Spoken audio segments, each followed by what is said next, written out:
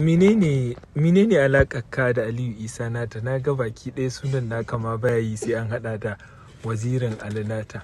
Ai babba alaƙa ta da Aliyu Nata kusan in ce ma ginshiki ne a cikin rayuwata, saboda a yanzu in zaka rubuta tarihin rayuwata a harkar waka to ya zama dole kowane harafi zaka rubuta ciki sai ka tafi da sunan Nata. Aliyu Isa Nata. Gaskiya saboda yana ɗaya daga cikin mutanen da suka fara ban shawarwari ko in ce mutanen da suka jawo ni a jikinsu, wanda har gobe in ce ma ƙasan shi nake ci. Masha Allah. To banda nan da akwai wani rawa da kake takawa misali ko kana fitowa jarumi a cikin fim? Gaskiya a harkar waka kawai na tsaya ban da ra'ayin fim gaskiya.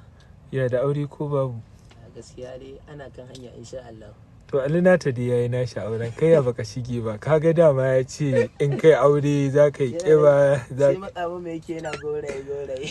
To da sai ku yi ƙoƙari ku yi auren. Insha Allah za a yi da yadda